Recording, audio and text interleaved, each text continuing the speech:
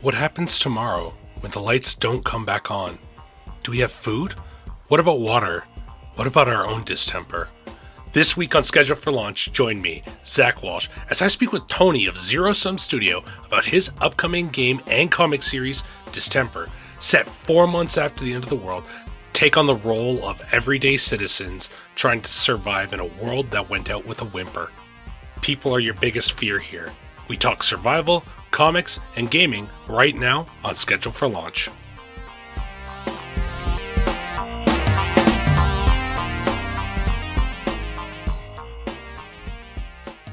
Welcome to Schedule for Launch, a podcast to discover the projects that you may have missed. This week, I'm really excited to be talking about a really cool project that, well, I guess kind of two projects with a wonderful creator here. We almost forgot about this on our calendars, and I'm very grateful that, Tony, you reminded me. So, Tony, thanks for coming onto the show this week. I am super excited to be talking about the Distemperverse and Chased and the game Distemper. So thanks for joining me. Thank you. Thank you very much for having me. I really appreciate it. And I'm glad that we figured out that tonight was the night we were talking, so that at least one of us was here at the right time. So thank you for that. I would have felt so bad. I've done it before, and I feel awful for like 2 weeks when I've missed a recording. I just like, oh man, I wasted their time. It's the harshest kind of bump, right? It's almost like being stood up on a date, right? Like, wait, was my content not good enough, you know? Yeah, I'm really excited to be talking about these things. I read the first issue of the comic. There are people who have been on the show and are listeners that have sent, like, I think that's how you found Schedule for Launch, is that Correct. Michael, I believe it was, Michael Lowe, aimed you towards the show. He's awesome. We're in a couple of shared Discords, and he's just a very upbeat and inspirational guy, right? He's one of these people, he's unflappable, right? And he's just always got such great intentions. He's a school teacher, so I love the work that he does. So yeah, he turned me on to you. And he's one of these people that anytime he recommends anything to me, I take it seriously. If it's a game, if it's a resource, or if it's a podcast, you know? Aggressively friendly, too. Yeah. Yeah, isn't he?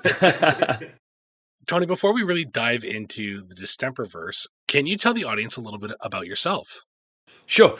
So I'm a 53-year-old immigrant. I'm a proud American. I've been in America for 22 years now. I grew up in the UK. I'm an IT professional. I really enjoy it, but I have a fairly boring job, right? And I've always looked for creative outlets, right? I very much enjoy my career, but it's very technical, right? And so I've always written, ever since I was a kid. I've written and I've drawn.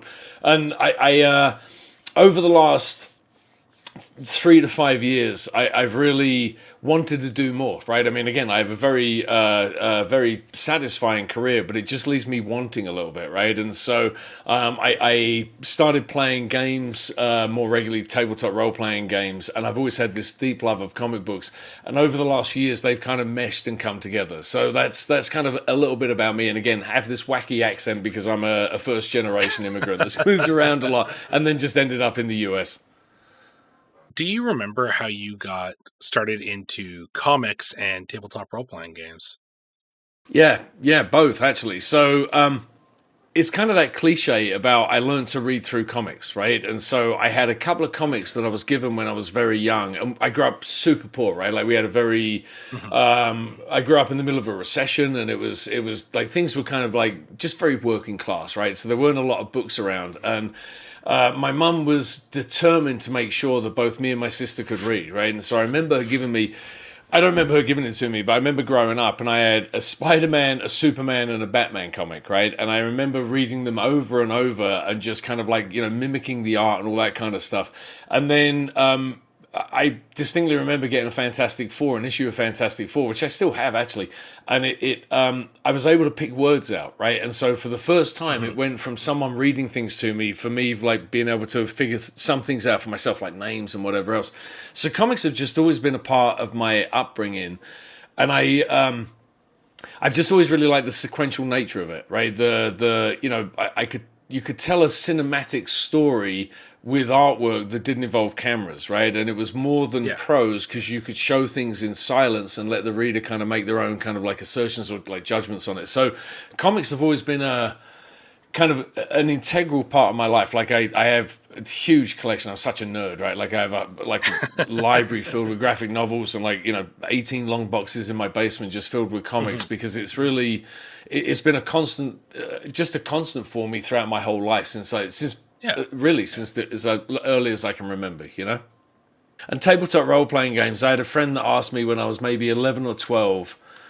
He asked me if I wanted to play a game. Like I'd had a sleepover at his house, and the next morning he was like, "Hey, I've got this game. Like it's a little bit weird, but do you want to try it?" And it was Dungeons and Dragons, right? And it was 1982 or whatever it was, and it was the old pink box, if anyone remembers that, right? Like the D&D basic, right? And so I was hooked from the first time I played it because I'd always had this very vivid imagination and wanted to write stories, and this was something that allowed me with a group of other people to tell collaborative stories, right? But I had kind of a drought. Like I couldn't find anyone that ever wanted to play them. And anytime I described them to people, it very quickly turned into a, wait, what do you do? And it's like, oh, nothing. Like, forget I ever said that, right? Because people just didn't get the concept. And so I had a dry spell of honestly, 3 decades where I didn't play tabletop role-playing games. And then my wife, who's awesome, bought me a X-Wing, if you've ever played the tabletop miniature game. Oh, yeah. And that led me to playing at a local gaming store where they sold Edge of the Empire. So some of the Star Wars nerds I played with agreed to try this game. And that's what got me back into role-playing in probably 2016 or 2017. And since then, it's been a weekly part of my life, if not sometimes bi-weekly if I'm super lucky, right? So, and just playing these games where, again, you're collectively telling stories, it really does something good for my soul. There is this lovely thing that we're seeing right now, and that is the growth of both independent role-playing games and comics. Yeah. And you've done something really cool with the Distemperverse, specifically the game Distemper and the first issue Chase. Can you tell us a little bit about what this IP is and how it came to be?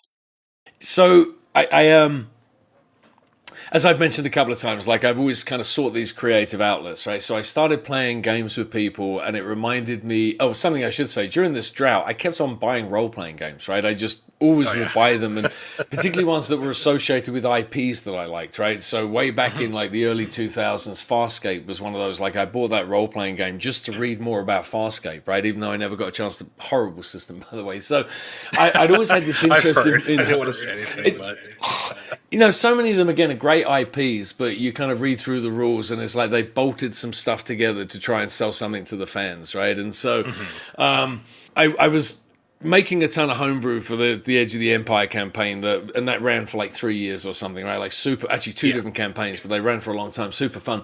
And I started creating all this homebrew, and then I had this idea that I wanted to create the system that I'd always wanted to play, right? And so I've always been fascinated by post-apocalypse, right? And I've always, because I feel like it's in our very near future, right? And so I've always been fascinated by those kind of games. And one of the early games I played was Twilight 2000 back in the 80s, which was this very dystopian, nuclear war wipes out almost everything. You're a troop of American soldiers trying to figure out how to survive in Europe and potentially get home to America. And then there was all these modules that described life in America. That was just they created a phenomenal world, right? And so I wanted to create my own game that was something like that, but it really wasn't like the militaristic side, right? And so I created, and this was before COVID, right? So I started this in maybe April or May of 2019.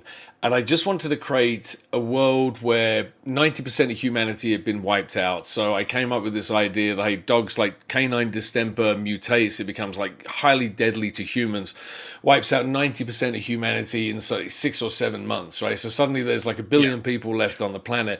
Everything's breaking. There aren't enough skill sets. It's back to the population and kind of technology of the 18th century, right? Kind of people are everywhere, but not as many of them as there are now. But there's also no food, right? And there's no production and supply chains. And so that was the world I started creating, and then COVID hit, right? So I took probably a good 9 months off, right? Because it was, it felt a little bit too close to home. You know what I mean? Like it was Yeah. this. I'd been creating this game about like a world-ending, extinction-level pandemic, and then suddenly we're all in lockdown and not seeing our friends, and we're all moving to Roll20 and not interacting with people. And travel.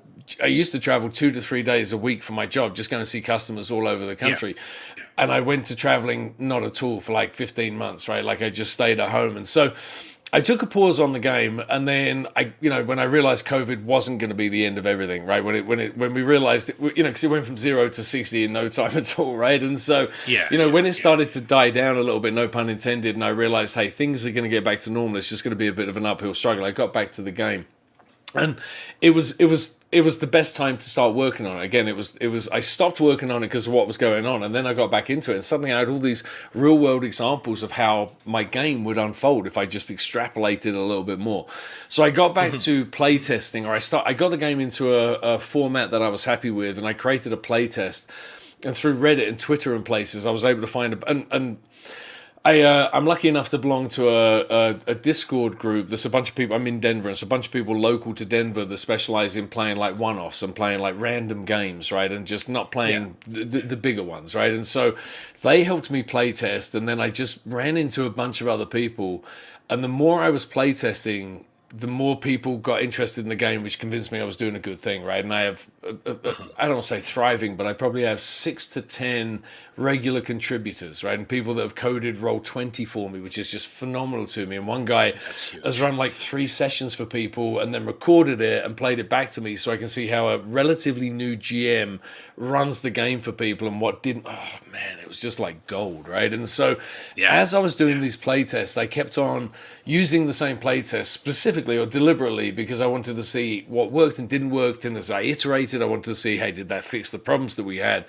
And that was Chased, right? And so that was the story that just started out as a very simplistic kind of like a modern, not modern take, but like the house in the woods kind of trope, right? Like in this world, right? Just very simplistic. Just give people something easy they can hang on to. There's a damsel in distress, right? They've got to figure out they're going to help or they're going to ignore. They get pulled into an escalating cycle of violence, and it all ends with a campaign setting, right? And so as I ran through this playtest, the stories and the things people were doing and saying, it just made me want to like write it down and do something more with it. And that, a year and a half into the project is when I came up with this Distemperverse idea, right? That I could create a comic book series that would be content for the players of the game and provide a backdrop. And so it all became very enmeshed, right? And over the last 18 months or so, I've written a bunch of short stories that are on Global Comics, like people can find them on, or on the website on distemperverse.com.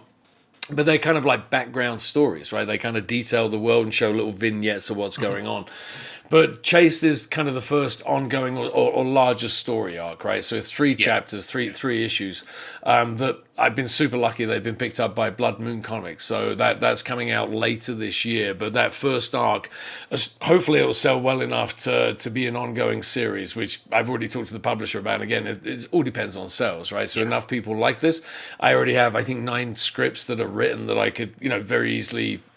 Not very easily, but they all tie into this same storyline. So I could just keep going with this indefinitely. Like the answer to that short question, which I managed to take about 12 minutes to answer. So sorry about that.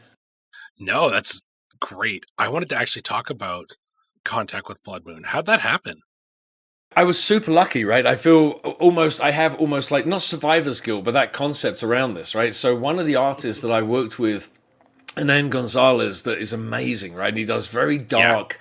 He works on a lot of Afterlight comics and Diebold comics and and Blood Moon comics, right? And so I had him. I was creating a playtest document, and I wanted just to distribute to people so they could run playtests for me and see what worked. And I thought it might be fun to create a short story that went with the playtest that could kind of set the stage for the GM, right? And it's a different story in the playtest to the one you read in the comic book, so it's not like readers would read it and give it away. So I worked with Hanan on it, and he posted a couple of his pages, or those pages, to his portfolio. And Blood Moon reached out to him and said, hey, can you put me in touch with the creator or the author of this? So they reached out to me, right? So I feel almost like survivor's guilt lucky, where it's kind of like, I see all these stories of people struggling, and yet the first script I'd written, I was lucky enough to work with an artist who represented it well enough that it drew in a publisher that then wanted to publish, and the ongoing story is drawn by somebody else. But again, I was Yeah. very, very lucky. There was no, I didn't really have. In full disclosure, I'd sent a copy to Scout and to Image and Dark Horse, but it was all those kind of Hail Marys, right? I really thought I was going to Yep. Kickstarter, but it's like, I've got it. Why wouldn't I send it to publishers? But I ended up getting it published by somebody that I didn't send it to. So I felt very lucky, extremely lucky.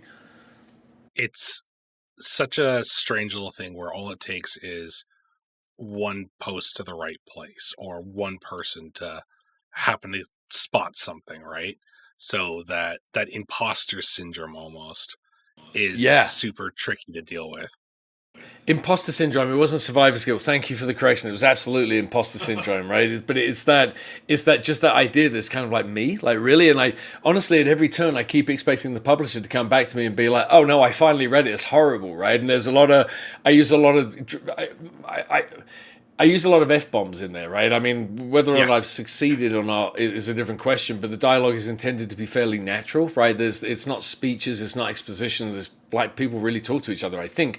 So I'd really expected the publisher to come back and be like, hey, I'm going to limit you to 25 F-bombs per page, right? And so he didn't. Mm-hmm. So again, I have this whole imposter syndrome where I'm like, I don't know if I'll believe it until I actually see it in my local comic book store. And the great news there is my local comic book store have already, I reached out to the owner.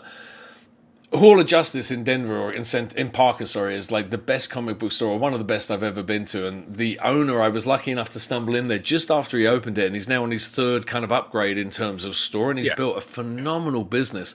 So he's not a friend, right, but he's someone that I've known for years, and like we send each other like Merry Christmas messages and that kind of crap. So I wrote to him and said, a Blood Moon, like really legit, and he came back and he was like, oh yeah, like we'll have you do a signing in the store, and we'll be able to put them on the bookshelf. And it was kind of like, oh my god, like I mean, just kind of again, I thought I was going to get kickstarted, maybe get it into the hands of 65 people. I don't know if I was really lucky, but as it is, it could be in Japan in comic book stores. It's crazy. It's awesome. Yeah, really awesome. Yeah. Part of what I think, and I've read the first issue. It's once again, I said it often. I'm going to say it again. Absolutely incredible. You're right. The dialogue is supernatural, and I think basing characters and dialogue off of things you've seen from playtests or how people handled it is definitely like almost like a hidden weapon for you. Yeah. Because it is so well done. The characters feel very flushed out. I couldn't tell you their names right now. I'm going to be honest. But sure, I know all their personalities. Something that doesn't usually happen when you pick up a comic is you clearly remember every single character. And they all are that splash page where all the characters are lined up together. I can pick out each individual one and start figuring out the details and kind of guess at their personalities, how it's going to go. Thank you. That huge compliment. Thank you so much. And again, these are pre-generated characters that you play as part of this adventure, right? They come with the adventure scenario. So all Marv and Carly and David and Morgan and Victor, which are the character names, and Maddie, the woman in the forest, they're all characters that people get to play. So again, a lot of these personality traits have come through the osmosis of playing this with other people, or that kind of like synthesis, I should say, of like playing it with other people and seeing how they inhabited the characters. So it's been super fun experiment, right? And again, in a similar way, the story I did with Hernan that I mentioned earlier, Empty, similar thing, right? I've played that one through, I'm going to say conservatively 5 or 6 times now, and I've listened to recordings of, like I mentioned, another of my playtesters running through for other people. And every time it's played, it's different, right? And Empty is just a single scene encounter where the players, who are actually the same players from the comic, right? So it takes place 2 weeks before the comic. So it's the same, it's Morgan, it's Carly, it's Marv, it's Dave, like it's the same people. I'll send you a copy after this, but it's the same people. But again, seeing different people, they just go to a gas station to get an arc welder to fix a piece of equipment on the farm they're living on, and seeing groups of different people all approach this differently. Some people try and find like back doors to sneak in, and some people are trying to get on the roof, and some people are singing songs as they go into. It's always fascinating to see what we as humanity do when presented with different situations. And so it's been a pleasure writing these stories.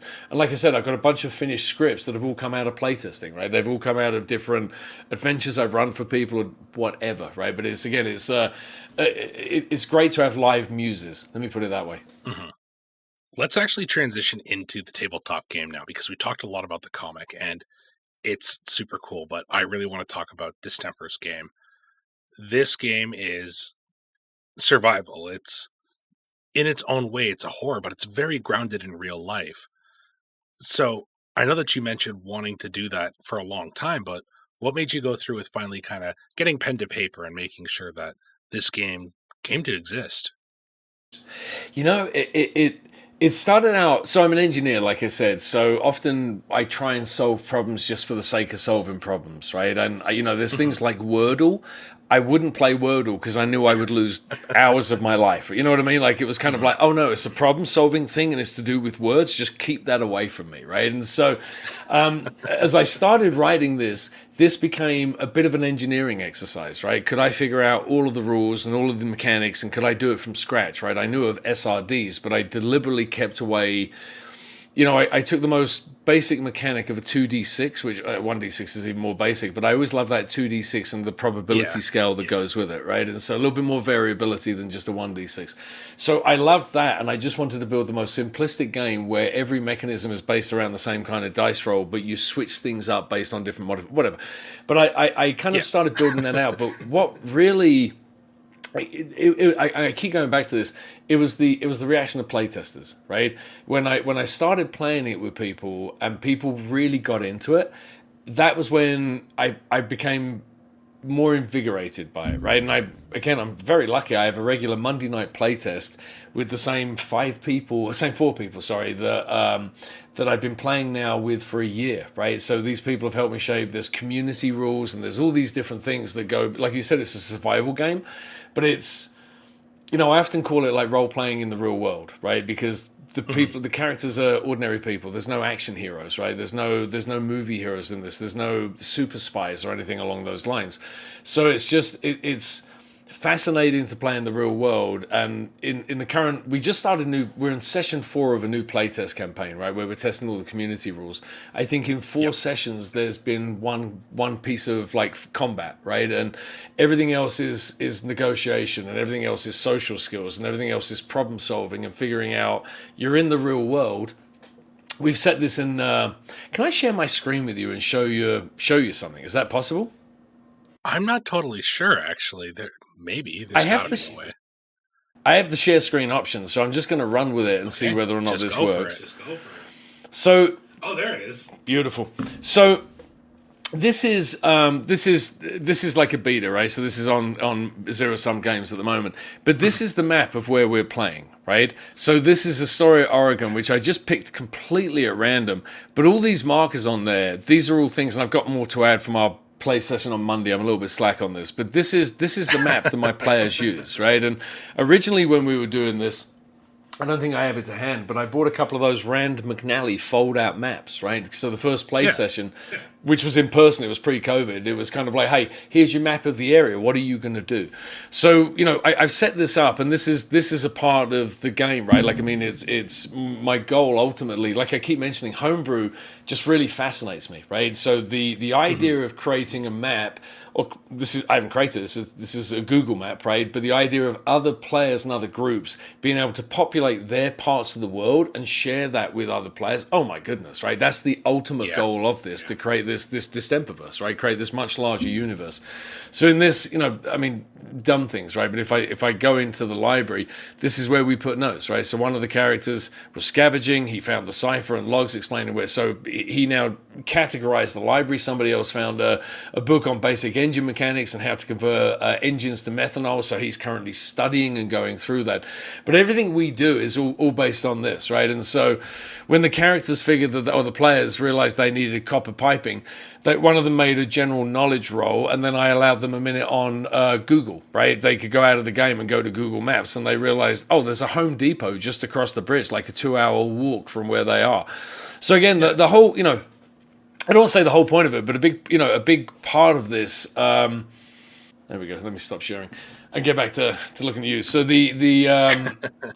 and get my camera back on if it was. There we go. So, creating this real world, again, right? This isn't like, the mystical plane of Zanzibar or something, right? This isn't like where I've created, this whole kind of like science fiction universe where people have to go and learn customs and rules. This is set a year after the first death, right? So this is really set like 4 months after, the default setting is 4 months after the apex of the virus, right? So you're really in a world where everything is breaking, right? There's no new lingo and there's no cults and there's no factions that have sprung up of raiders and stuff, right? It's just, you'll come across them, right? But they're just desperate people like you are. It's like ex-military or ex-police or whatever that will form their own little cliques or gangs. So again, like all of this is very much intended to be in the real world, right? Just because that to me, I love games that take me to other places. I really do, right? But there's part of the appeal of this to me, and part for my playtesters. Again, there's nothing fantastic in this. There's no psionics. There's no magic, right? Combat is brutal. So if you get shot in combat, or if you get, you're unlikely to survive more than 2 hits of anything in combat, right? Because in the real world, take 2 baseball bat blows to the head. Even if you survived, you're probably not going to be the same person. So there's also lasting wounds, and players can recruit NPCs to become their apprentices, right? And that way they can train them in different skills and whatever, because characters die on it. We have a concept in playtesting of distemper days, right? How long we open up every session by talking about which day it is and like how many days since the first recorded death, because characters, we haven't figured out the average lifespan, but it's like 7 days something. You know what I mean? You get into the wrong situation, you approach things in the wrong way, your character's dead, right? And we're giving you a new character that's part of your community or whatever. That makes sense? Yeah, no, that makes perfect sense. I think what helps with that is how character creation works in Distemper, because it's fairly in-depth, but it's also not difficult. You can get a character made very quickly for this game. Yeah, thank you. I've actually sped it up recently. I've created an Excel spreadsheet that's up on Google. It's up in Google at the moment, right? And so in Google Sheets, and you can go there, and if you follow along, it's a life pathing system, right? So it kind of guides you through various stages of the character's life. You allocate points to skills and to attributes, but there's a spreadsheet that walks you through it, and it can be done in minutes, right? I mean, again, like if you've got the checklist, there's just I'll send it to you after, but there's just a bunch of drop downs, and you just click what you want. It gives you all your secondary stats. You pick weapons. So I'm trying to. The other thing I've always loved is creating characters, right? Again, it's all about backstory and homebrew in my head. So, when I didn't have people to play the games with, I would still, and this sounds like a terribly sad thing to admit, right? But I would often still read them and then figure out character creation and all these different things, just because the mechanics, again, as an engineer, the mechanics really appealed to me, right? And I wanted to kind of understand them. So the character creation, I've done a ton of it, right? And I have one playtester that I joke about, the chief character creation officer, right? Because anytime I change something, he's happy to create a bunch of characters and test it out. And often we'll be joking in Discord about a certain archetype, and then suddenly I've got a character sheet in my inbox because he just went away and went through the spreadsheet and created it all. And so but again, characters are very much real people, right? There's school teachers, that's what you're supposed to be. There's no classes or anything, right? But you kind of pick backgrounds, right? So, someone could have been a school teacher or a truck driver, or, you could also be a cop, right? Or you could be a mercenary if you want to have those all-important combat skills that don't get used. Yeah. But the idea really is like, hey, create a version of yourself, or not even a version of yourself, but create a realistic archetype or a character, and then figure out how you would actually survive in the post-apocalypse. Yeah. I think the biggest draw to me is that I've done 2 characters really quickly just to kind of fill it out, just to see how it works. I like to figure out systems in that. And both characters felt like people I could have just walked out and met on the street. Like, they feel like it's set up to make you feel like you're making a person, which is a very bizarre feeling, but also really cool, especially in the setting. Thank you. My playtesters have gotten really attached to some of their characters, which makes it even more fun to come along and Godzilla them, you know what I mean? And just like trample them out of existence. But it's been really fun because, again, the system's very the character creation, this life path thing is very loose, right? So people can create whatever they want. So I had one playtester create an influencer, right? And so it was it was great because again, like that flavor he brought to that character also then changed how I had that character interact with others, right? So when that group met a settlement, there are, all the younger people knew, because again, it was only 6 months ago, so they all know who this influencer was, right? So suddenly he was like the king of the heap in this place, whereas he really didn't have a very good skill set. You know what I mean? Like the character, anyway. So it lends itself to those stories because combat's great, right? And there is combat, right? We have a very involved combat system, right? But it's always meant to be as a last resort because there's a very good chance you will die in combat. So it should be as a, that kind of, again, system of last resort, right? You shouldn't be leading with combat, and it should be about tactics and sneaking up on people and that kind of stuff. So you're not directly taking people on because you'll probably lose. You had mentioned that influencer character. That actually makes me want to go into the next little bit, which is a more mechanical thing. And that's 3 really cool skill checks that are involved in this game. And that's the first impression, gut, and negotiation checks. How do these work? Yep. Because narrative, like negotiating and narrative is so important in Distemper. Yeah. So when you first meet an NPC, you have a first impression check, right? And you can do this as a group as well, right? But it really is, how do you come across them, right? And there's circumstantial influences and so on. So if you meet them in the wrong situation, you're going to come across in a very negative way, right? And so that will define the relationship between the groups, and you can change it, but that's essentially the first impression. Gut instinct is much more of a, I don't really like perception, right? And we've had it in and out of the game in various iterations, right? But it always feels like, a perception check is very much a, hey, something's going on here. Did you notice it? Well, pretend I didn't say anything, right? And so gut instinct kind of gets away from that a little bit, right? But it really is about like the people that you meet, right? What is your take on that person? Like a reverse first impressions check, right? And so that in the most recent iteration, that's done in secret by the GM, right? I've always had the players do it, but it still comes back to that, like, oh, ignore the reason for me asking you that role. But gut instinct is meant to be, again, like, what impression do you get from an NPC, right? Do you think you can trust this person, or do you think they're going to like rob you in the night, right? And then negotiation ties into that because again, like combat's pretty brutal, right? So the idea is I wanted to have other systems by which players could interact with NPCs and groups to have different outcomes, right? And so negotiation can be introduced by either side, and obviously players don't have to go with this, right? But if they go into the negotiation, they have to agree to the outcome of it, right? So you can't get into it. They could break off the negotiation, but they can't say, well, I don't like the fact I lost, so therefore I'm ignoring it, right? They have to kind of abide by the outcome. But again, it's a way of again, in the most recent playtest, when the players found the next town over, right, when they ventured out and they started exploring, they've been getting into negotiations about fuel rights and different things that like people have got in their town. So it just becomes a mechanic or a system. It's just an opposed check, right? But it allows players to go backwards and forwards with me as the GM and come to agreements, right? And so again, it's just there to make the world a little bit more interesting rather than, hey, first, I'm going to talk to them. If it doesn't work out, I'm going to shoot them. I wanted to give players tools that would make it a little bit more nuanced. Again, I love interactions, and I don't really like role play. I'm not very good at voices. Do you know what I mean? So I never really I role play in the sense of like none of the people I play with ever take on the role of their character, but they all role play, right? Everyone stays in character. Their character's acting. There's no Scottish accents, right? There's no one being a dwarf with a Scottish accent in any of these games. But I love that player interaction, right? And I love that kind of like, again, we're collaboratively telling a story. How would your character react in that situation? So that, again, all lends itself with these subsystems to further the story.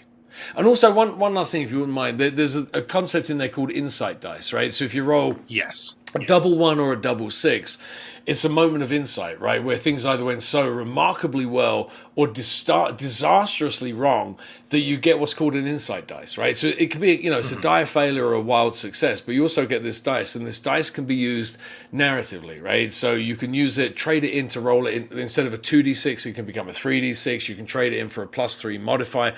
There's all these things that you can do with it, but they're all in furtherance of people telling the story that they want to tell, and it becomes almost almost like the control Z of the game, right? Which is, hey, so that dice roll just went horribly wrong for me and it's catastrophic. So I'm going to go back and I'm going to replay that and I'm going to take a slightly different approach. So again, it's another narrative tool that allows the players really to tell the story and without railroading them, right? Because that's one of the things that I also hate when I'm playing a game and I feel like I'm being railroaded. It feels like there's often good reasons for it, but I like to give players, I hate it when you're at the mercy of bad dice rolls as well. Do you know what I mean? I want there to be a narrative impact that they have to tell me what's going on and fill in the gaps and tell me what happened when you rolled that double one. Did your gun just jam? Describe the scene to me. So it just prompts all this narrative interaction from the players, which again is the whole goal of the game for me, you know? Yeah. I think that both the setting, the way that the mechanics work, and the themes that Distemper are about really add to that narrative bit. If you think about it in real life, and like you touch on it in the comic, actually, in the first issue with the police officer, whose name I cannot remember right now, Victor. So there is this desire to trust other people and knowing that wanting community and trust could very well get you killed. Yeah. Yeah. And I love it. It's so much. Thank you. It's that razor, right? So, you know, I not long after I moved here, Hurricane Katrina, right? And we all saw what happened when the lights go out for just 8 hours, right? And so, you know, I worked at a big technology company at the turn of the century when I'm an old man. I know I look young and pretty, but I'm an old man. So I worked at a big technology company, and Y2K, you know, the majority of people were like, hey, this is going to be fine, nothing's going to happen. And then there were these like conspiracy theorists and these people that, you know, that wanted to believe that the world was going to end because Y2K was coming, right? And so I was working in this company's NOC, and it's a networking company, but I was working in their network operations center at midnight, right? Or actually, it was earlier in the day, but it was midnight in New Zealand, right? And all these things started breaking, like their emergency. And so we were in the network operations center of this large technology company having a moment of like, oh my God, maybe this is all going to come true and it's all going to end, right? And so a couple of years after that, there were solar flare issues, right? And I lived in Amsterdam and we lost power. Everything went out for like 2 hours, right? And it was one of these like, well, that was weird, right? And so this idea that you touched on, the who do you trust, right? Because you're not going to be able to get by on your own, right? And you're not going to be able to survive on your own, right? It's a big, ugly world out there, and it's suddenly a dangerous world where you'll get killed for scraps of food in your hand and you can't have a night's sleep without somebody watching over you, right? So, but who do you trust, right? Like, who can you trust, and under what circumstances? So that's something that plays out in this, right? And again, goes back to the first impressions and gut instincts in the game, because there's a sense of distrust with my players and almost everyone they meet, because people may be good people, but, you know, it says somewhere in the quick start, if you're starving, you're going to make interesting choices, right? Because you know, go back to Katrina, right? When the lights went out for 8 hours, and I lived in California. My wife and I, when our youngest was born, our oldest was born back in like 2013, we were living in California, and there was an earthquake, and again, the power went out, right? So it was one of those like, hey, this is really scary because we don't really know what's going on, and we had enough food in the house for like a day and a half, right? And it was like, well, I know the power's going to come back on, but what if it doesn't, right? And so at that point, I bought bug out bags, and I bought a couple of those like from Costco, those 30-day supply of crap, like just add some water that you probably don't have, right? And so I did a little bit of that, like very minor prepping, right? Just that whole kind of like, hey, what happens if like something goes wrong? But it really is, that idea has always intrigued me, because I'm a very resourceful individual, but I got no idea how I'd survive at the end of the world, right? I mean, I don't know. I work in technology, and I understand a lot about how a lot of things work, but I don't know how to get electricity working again without a book from a library, right? And so there's all these things that if you just like, if the lights went out for 36 hours, me and my family would be living in our basement. Do you know what I mean? It would be kind of like, hey, I don't have to survive this, or I have to get through this, and maybe everyone will just kill themselves in the first 36 hours and we can profit at the end of it, right? So that's a big kind of, none of these people, again, like expected civilization to end, right? No one's prepared for this, right? And so the characters in the comic book are very much at a loss, right? There's also, this gets touched on in later issues, and it's vaguely alluded to in the first page when someone says, I can still smell gunpowder, right? The narrator says, I can still Yes. smell the Yes. gunpowder. So something's happened to these people just before, right? They've just been evicted off the farm that they, like, at gunpoint, right? They just, like, thrown off the farm they were living on. A bunch of people were killed in doing it. So, this gets explored later in the comics that there's no certainty. And in fact, without giving it away, the arc ends with somebody sitting in a chair cradling a gun, getting drunk, and saying, I'm probably not going to be able to survive, but at least now I might be able to do it to somebody else before they do it to me, right? And again, like, it's not in any means meant to be depressing, but it's just this idea that, like, the world's really, like, what are you going to do? Like, how are you going to survive? Like, you can never sleep again, you can never get drunk again. Like if you don't have a gun, you're in trouble. So that's, again, the base concept, and I'm glad it came through in the comic. I really appreciate your comments there. Like, I'm really glad that sense came across. I think it also really works through in the role-playing game because unlike a lot of games and like other survival games where you can have survival points, for instance, where it's like, we went through something dangerous, we were awarded survival points. You can trade those in and you'll find food conveniently no matter where you are. That's not a thing here.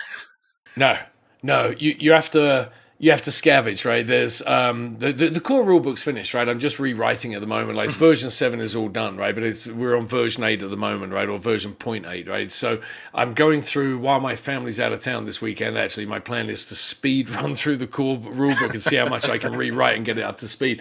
But there's characters start with enough food for 2 days, and then they have to scavenge or forage or farm or whatever they're going to do to find, or steal, whatever they're going to do to find a regular food supply, or they start taking subsistence damage, right? And one of the other concepts that we're testing out at the moment, there's community rules, right? So you can build a town or a society or whatever you want to build. So these people in Oregon, the playtesters, are currently figuring out, they've just had their first election, right? Because there was something horrible happened in the town, and they all realized they're starting to come out, right? It's 4 months after the apex. People are fishing every day on the coast, which they're starting to talk to each other now. Outsiders came in and kidnapped somebody, right? Which was, again, the only combat that we'd seen in the session. But they recognized that the town was at risk. So someone stood for mayor, there were 2 people stood for mayor, there was an election. So now they're going through and they're figuring out, and this may not sound very engaging, but it's super fun, right? And the playtesters are loving it, but they're figuring out how many people they've got in the town and how many they need for food details. And I have all these, another Excel spreadsheet with community rules, and there's all these passage of time activities, right? So one guy's sitting at home most days, he's still involved in the game, but when he's not doing something else, he's sitting at home studying mechanics so he can figure out how to turn car engines into ethanol, right? And so there's all these kind of like things going on around the characters while I'm introducing these kind of other like storylines, and there's a cult that a lot of people lost their mind, right? So there's one of the towns called Seaside on the Oregon coast. A preacher in that town has built like a congregation, and they're starting to go out to take over other towns. So hopefully the playtesters won't listen to this, but that's the crazy people that are harassing and haranguing you at the moment. It's a cult that's just down the road. So again, like, all of this is just, it's fun to introduce some of these themes, and particularly the survival element, right? Because you have to figure out what you're going to do. You get a sleeping bag to start with, but survival, you start taking, in the full game, you start taking exposure damage if you're out in the open too long.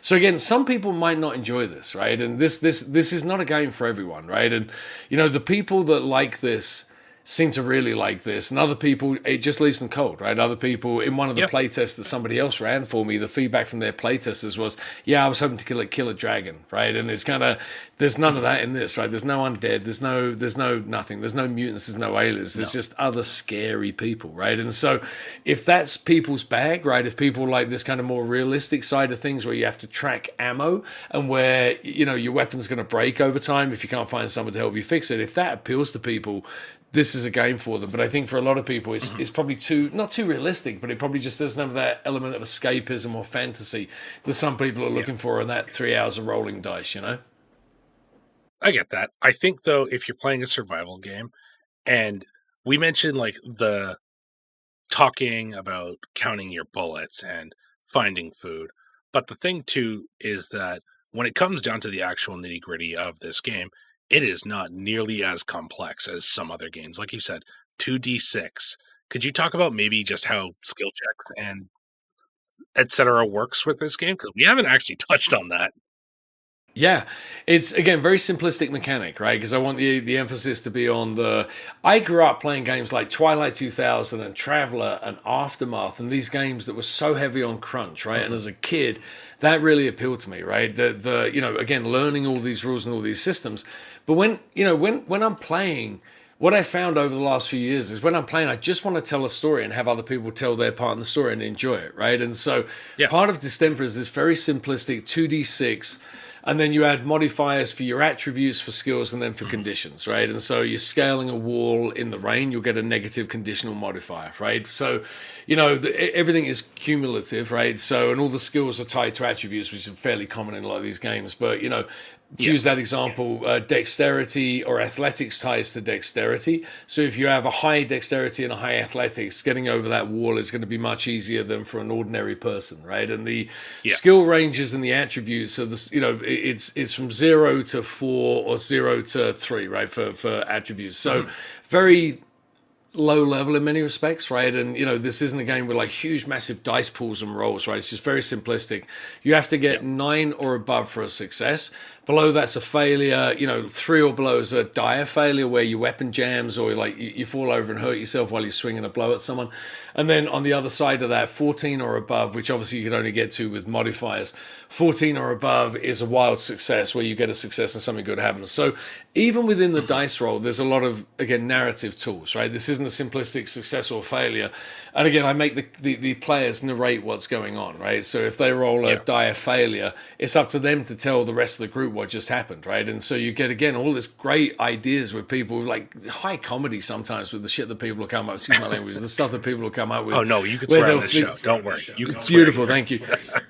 Beautiful. So so again, like very simplistic in that way, but it just facilitates quick play, right? Everyone already knows. There's no looking up rules to figure things out. There's no, subsystem over subsystem over subsystem where you're learning and trying to reference during play. It never gets more complex than 2d6 plus the modifiers that are on your character sheet. And then if you get 9 or above, you won. If you got 8 or below, then you lost, right? It's very simplistic in that way. I love it. It's so clean. It's really easy to... It looks really easy to run, I should say. I haven't run it yet. This is one game that I think that I know some people who might be into it. I'm going to talk to them eventually, and I might try and run it if I get a chance to. So that's one of those things. But it's so easy. It is by design, right? And again, I can send you the playtest document that gives you that single scene that you could walk people through, and it explains. The idea with that playtest document was that it explains to the GM what they need to know to teach the players, right? So you don't have to do any prep. You can literally just crack open this document, and it's all easy to follow, right? And things to read out, and then roll this. And so I'll happily send you that, but I'd also be very happy to bring you into a playtest session if you ever want to get to grips with it. But streamlined and simplistic, again, I think it's... For this kind of story, it just really suits the world, right? It's not overly complicated, even though I love crunch. And again, I'm an engineer. I deliberately wanted a streamlined system where the focus, I'll say it again for the 70th time, the focus was on the narrative and the story rather than the game mechanics, You've also included something in the quick start that I think that every single quick start should have, and that is a rules reference. I cannot believe how excited I was just to see that. And I was oh my God, yes. Yeah, it's amazing. I love it. So thank you for that.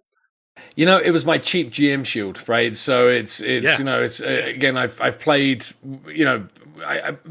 actually, the last few years have really changed. It's mostly online for me, right? I play almost exclusively online, except when I'm playing with my kids in the kitchen on a Sunday morning, right? And so, I'm not playing Distemper with them. I'm playing things like Mouse Tales and or Mouse Ritter, I should say, and Amazing Tales and stuff. Although it's funny, my son is 7, and my wife was talking to him the other night, and he admitted that he knew some bad language, and she asked him what, and he said the F word, and she was like, well, where'd you know that from? And he said, I saw it in Dad's comic. And it was like, score, I have totally corrupted my children's minds, and they obviously haven't seen there's scenes in there I wouldn't let a 7 and a 9-year-old see, but they've seen enough for him to recognize the F word, as he so cutely put it, right? But anyway, it's not the worst. I'm sure I've disrupted his mind in worse ways than that at this point. But it was very endearing to me when I heard that story. Oh, That's amazing. Also, here's another one too, because this game Distemper is really well designed for online play, Thank you. and the initiative tracker being online, amazing. It's really easy just to put, hey, here's your modifier, here's your name. Like it's one of those things that's just so good for GMs. Thank you. And here's I mentioned this earlier when I showed the website, right? So this is all in the nascent stages, right? So I want to get the game finished. I've got more playtesting to do, working on the comic book, but there's a website component to this, right? So ultimately, the goal is to create a one-stop shop, right? And so, I'm working on integrating a character builder and dice roller and initiative check, because ideally what I would like people to be able to do is just go to the website and it becomes kind of a one-stop shop, right, where even kind of a nascent VTT in there, right, where people could play through this, right, because so I'd like to be able to create again a website where the GM has all the tools that they need, because it really does feel, I think, like a lot of people when I first heard of Roll20 and when I first looked into it, and it was like, I don't know if I want to play games with strangers, right? And then you have a couple of bad experiences, right? Like people are kind of idiots, right? Or you get on and someone's being horribly racist, or just something where you're kind of like, hey, I came here to escape from all of this and you're dragging me into a shithole, right? And so I had a couple of bad experiences, but Roll20, I think the evolution of virtual tabletops has really, it's been sped up like everything by COVID, right? And the fact that people just couldn't play except for doing this, but I love them, right? And so creating more online tools for people, right? Because Roll20 just blew me away when I realized and I've been very lucky. As I mentioned, one of my playtesters has coded like automated character sheets, right? So you can just click a button for one of your skills and it rolls the dice for you. And it's amazing, it's truly mind-blowing what he's done in there. And it makes it a much more fun online experience, because like all of your skills are on the screen, you're clicking buttons and you're doing different stuff. And it just creates this, again, a more, what's the right way of putting it? Like a robust experience, right? And so at some point, exactly, right? And as much as I can integrate into the web page, right, the home site, like those maps that I showed you, ultimately I want that map to be available to everyone. And right now I'm the only one that puts stuff or can put content on there, but I would like people to be able to upload stuff, and I curate it to make sure that there's nothing wonky or weird or get me arrested or whatever. Make sure that I have a hold of that. But ideally, I'd like this to be a website where people can go to, get the rules, download content, see the comic books, have an online experience, find other players to play with, have all of the GM tools they need, all within this one website. That I think is kind of the future. Not the future, but I just think that's leveraging all the tools at our disposal in order to create a one-stop shop for people that creates a unique online experience. I haven't seen anything like that, right? And that's the experience that we're kind of building towards at the moment, which is why, as you said, the initiative tracker, and like I mentioned, I've got stuff in Google Sheets at the moment, figuring out how to get all of the parts I need to then come back and put them all into the website. A lot more to come. Like, I'm really excited. Again, this has become the fact I have playtesters that work on this with me has become much more than just a one-man show, where like the playtesters have become like almost the juice, as I keep saying, to keep me going, because I can see people enjoying what I'm creating. This isn't just hey man, I spend every night after the family's gone to bed doing this. I don't know if anyone likes it. I see the result of this every Monday, and I run random playtests for groups of people, and almost all of them come back, I think that is one of the most critical things as a creator. Getting any sort of positive feedback, you just grab onto that and dig right it. I've been feeling it lately. The podcast itself has actually started to pick up, and I have no idea why, but it just being able to just cling on to one or two really nice things that people have said, and you're like, that's my fuel for the next week. Couldn't agree more. And as I mentioned a couple of times already, but one of my playtesters has run this for other people. So having that, I made a comment to him. I felt like when I watched he recorded the sessions for me, and I, two thoughts. Like, number one, at the end of both sessions, honest to God, my cheekbones hurt because I'd sat there for 3 hours just grinning, listening to people play this game, right? And, and the other thought is that I felt like I was in a police station in the one-way mirror, right, where I'm watching people on the other side and I'm seeing this natural behavior and they don't even know I'm watching them, right? And so that was like gold, right? Like hearing people, again, he's actually a very inexperienced player, right? He's really picked up steam. He's a great GM, but he'd only ever GM'd, I think, twice before he ran these games for other people, which is why I created the playtest document and made it as easy as I could. Oh, wow. But again, like seeing seeing a relatively new GM struggle with some of the systems and then seeing players fresh to the game, seeing how they reacted to it, that was solid gold, right? And I honestly, I would pay for that experience, right? As a game designer or developer or whatever, like I would not, I didn't know how valuable an experience that would have been until I saw it, right? And I sat there and I've watched both of them. Like I've watched one of them 3 times and one of them I watched twice. So I've watched spent 15 hours rewatching these replays, not out of narcissism, but just because it's a little bit like, if you're a filmmaker and you give your script to like an amateur dramatic society and you go and watch their performance and you're like,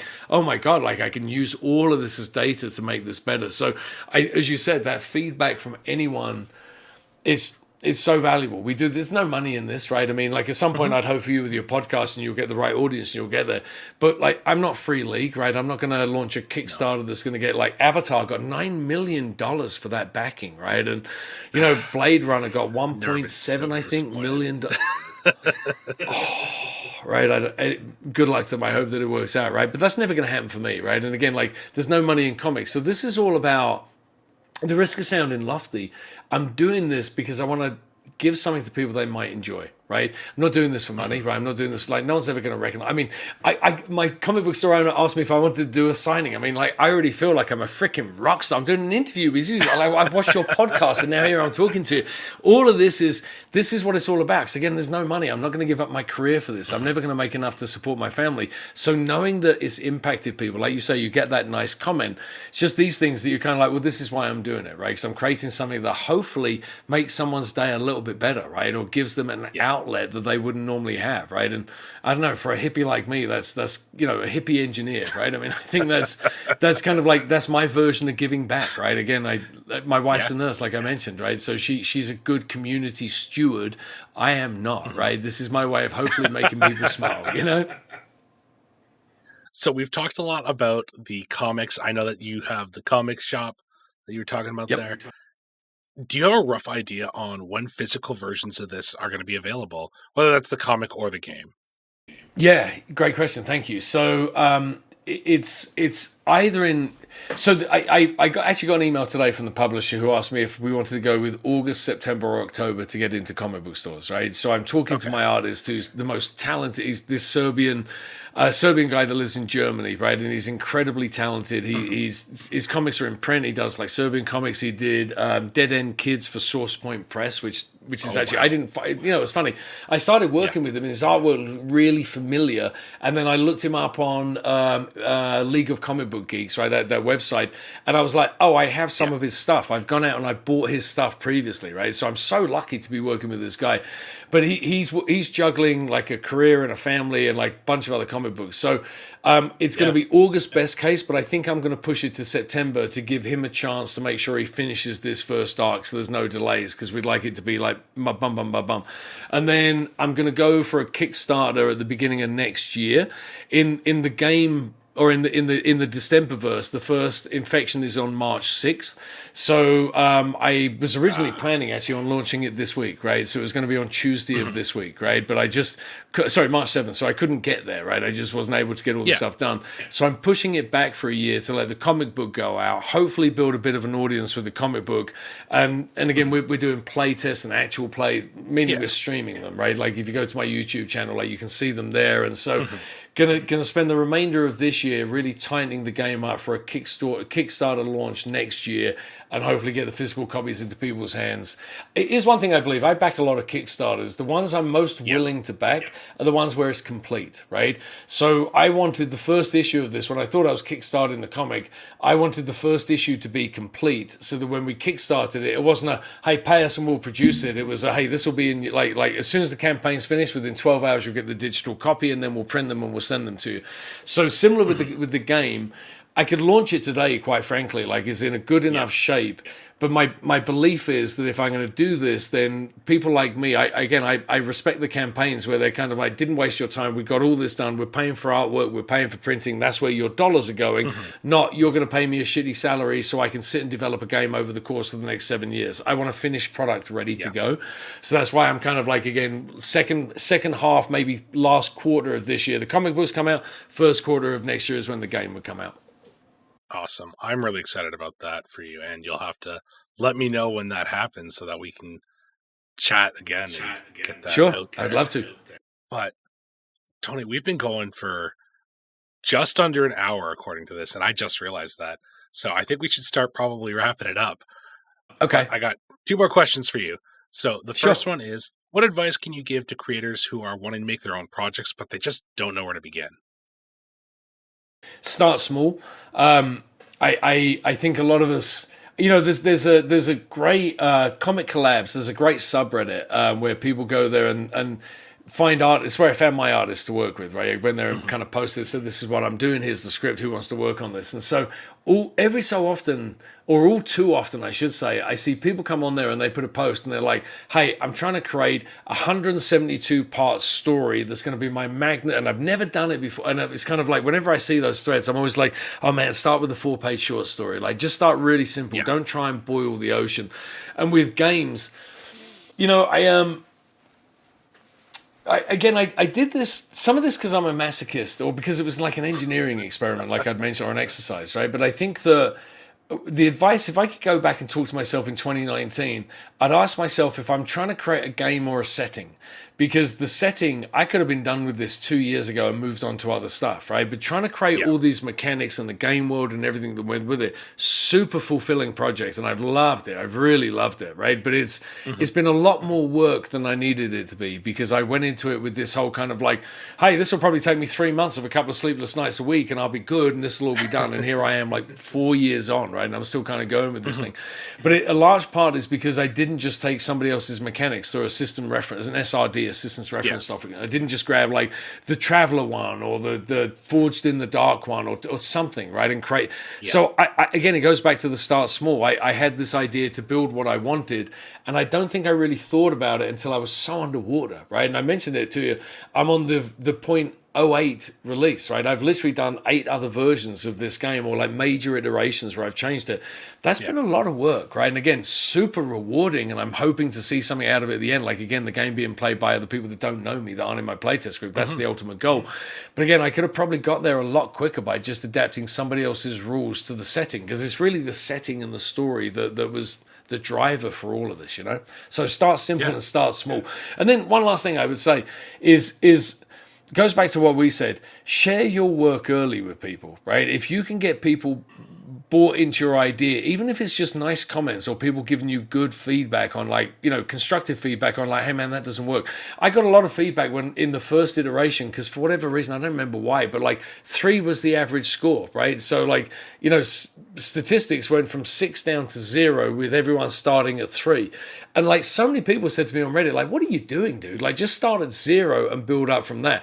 And that was the kind of advice. I became so blind to that mechanic until enough people said to me, that just is stupid. Like, you're just like just start at 0 and build up instead of trying to make 3 the new 0, right? And so I think that kind of feedback from people, I would still be down certain rabbit holes if people hadn't said to me, hey man, like that mechanic sucks, or that's a bad idea, or why are you even doing this? So again, start small, be simple, and get feedback as quickly as you can, because you're probably not really making a game for yourself, even though you say you are. You're making a game for other people, so you need to know other people want to play your game, because otherwise you're telling a joke only you find is funny, and it wants to be that guy laughing in a crowd of people because nobody else found his joke funny, not me.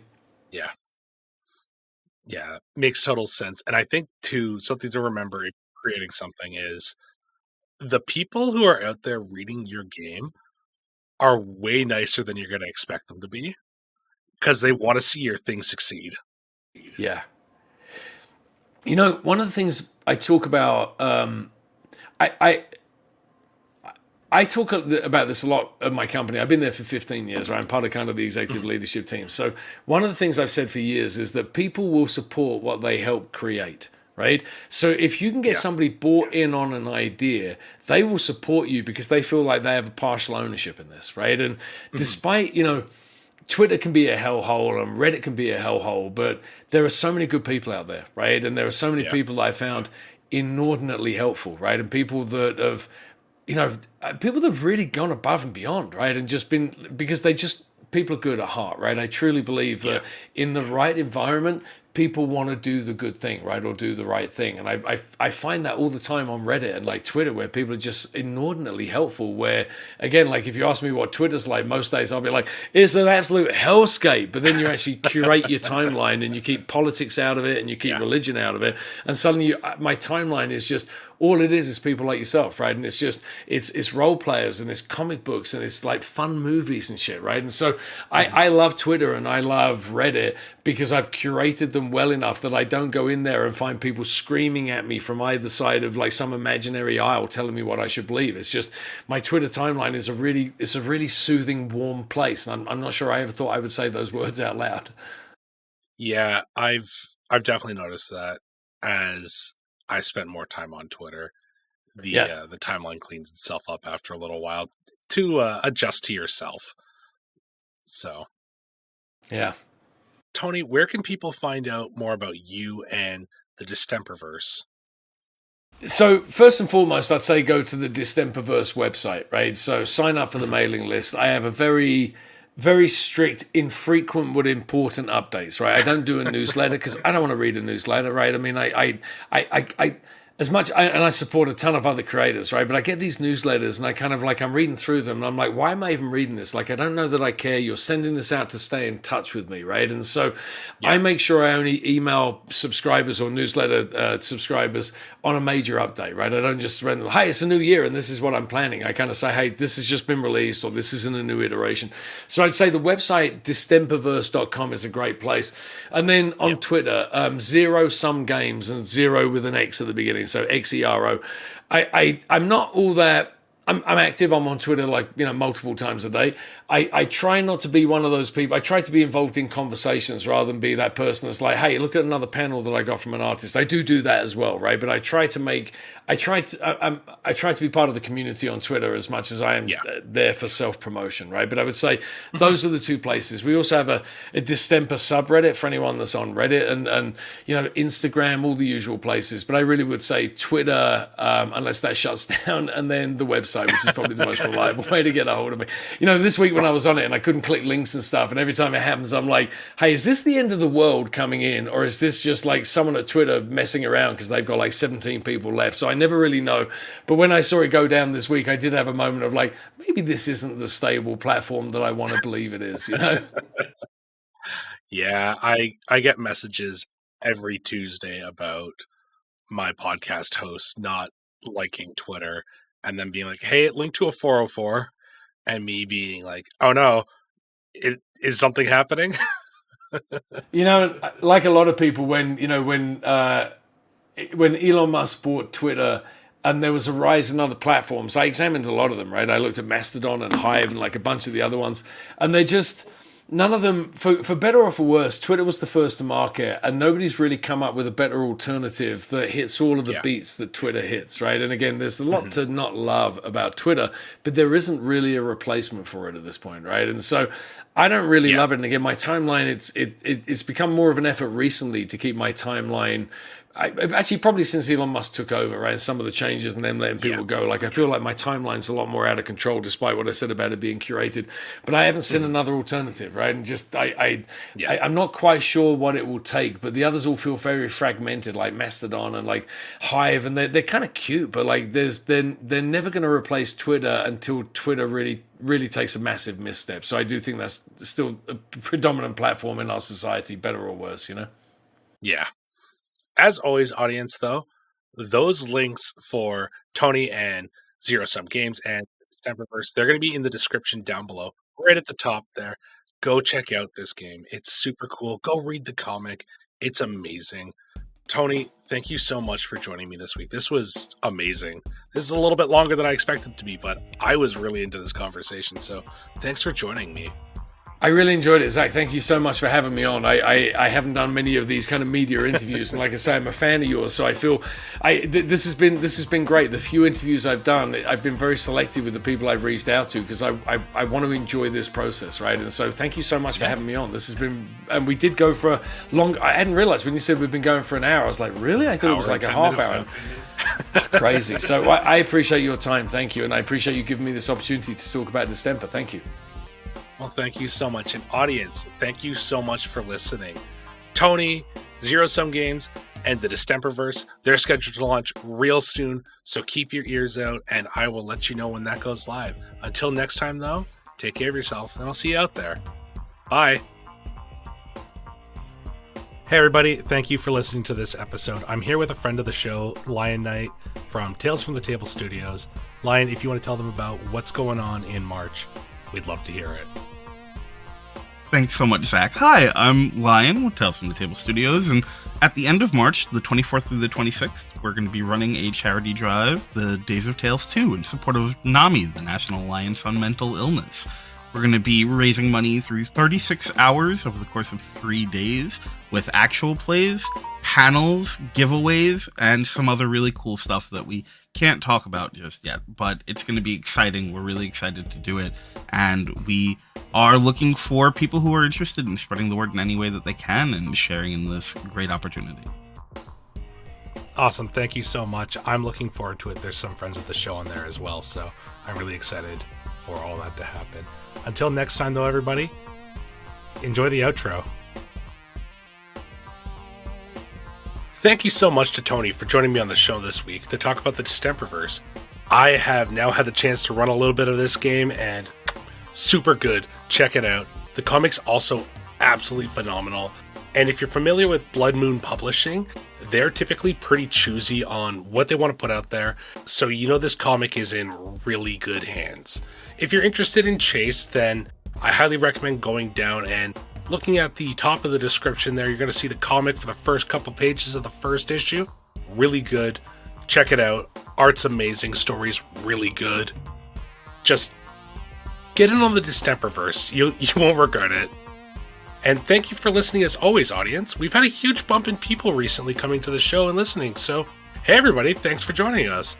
I got 2 little pieces of info for you all though. If you've been listening to the show recently, then you know Days of Tales is coming up, and it's going to be live on Tales from the Table Studios Twitch channel this week. March 25th at 12 p.m. Eastern, I'm going to be playing When the End Comes by Sandra Catherine, who's also running it. It's a love letter to slasher films, so if you are interested in catching that with me, then hey, join us and maybe get in and help that charity as we go forward. And if you have kids and you want them to check out some travel stuff on podcast format, I highly recommend my 2 episodes of Bun Amigos, written by friend of the show Mo Poplar. If you want to hear me as a bunch of silly Canadian animals and tell you a little bit about Toronto, then I highly recommend it. Check it out. That's all from me for this week, though. Until next time, I hope to see you somewhere out there. Bye.